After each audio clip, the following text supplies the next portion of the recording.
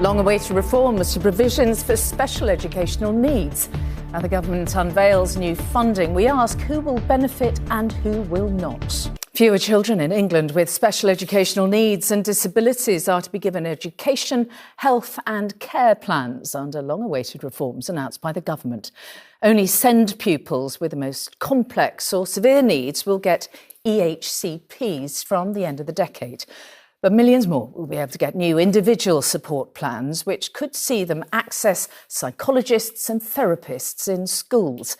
It comes as councils and local authorities struggle with huge debts. There are concerns, though, that some children could miss out, as our social affairs correspondent Sarah Corker reports. Most agree the current system for special educational needs is failing children like Sanchez from London, who is autistic. He's only 5, but single mum Naisha has already spent years fighting for help. But she now fears new reforms to the system could dilute the support he gets. He needs the support now. I'm always just met with his needs are not as complex, let's wait and see. But now with these new laws coming in, I'm afraid that there's no longer going to be a wait or hope. I'm now just going to be shut down and my son is never going to get that support that he's legally entitled to. At a school in Peterborough today, the Education Secretary set out her vision for radical change. Parents are tired of battling against a system with no face, no heart, no soul. The long-delayed Schools White Paper outlines a decade of reform.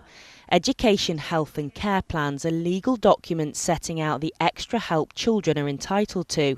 Under these wide-ranging reforms, only those with the most severe needs will get an EHCP. The shift to the new system starts in 2030 and there will be 3 layers of support: targeted plus and specialist, with those in the highest tier getting an EHCP. Can you guarantee that no child who's currently getting support for special educational needs will lose that?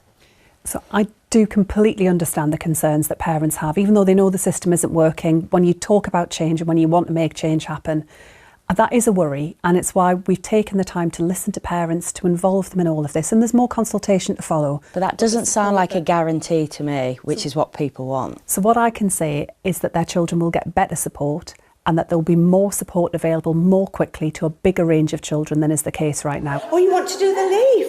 There's also £4 billion to make mainstream schools more inclusive. At this Lincolnshire primary school, 20% of pupils have special educational needs and staff are already stretched thin. I can be having a meeting with a parent and they are saying, we need this. I don't have the answers. I say, this is all I can do at the moment. And actually, I want to be able to do more.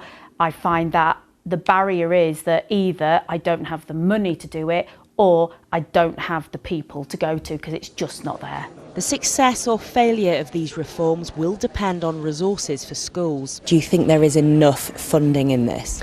Well, I think we've heard some numbers today. What I'd like to see is a concrete delivery plan to understand that. And we need, that is the $1 million question.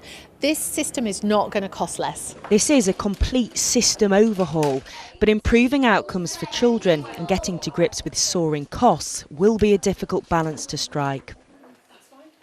So, Sarah, it's important to say this is just a consultation, isn't it, at this stage? So when will it actually happen?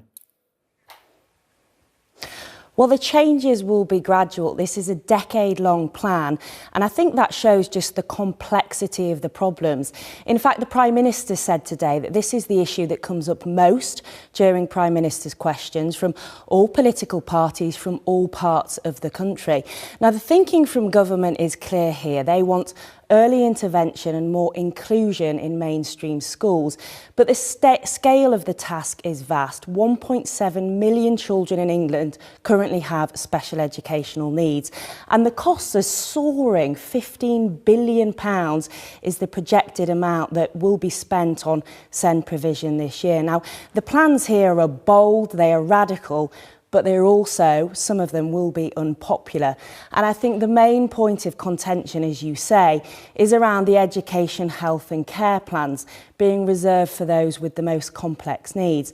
But ministers were really keen to point out today that EHCPs will not be the golden ticket for help, and that under the new system, support will be put in earlier by schools without a long legal battle from parents.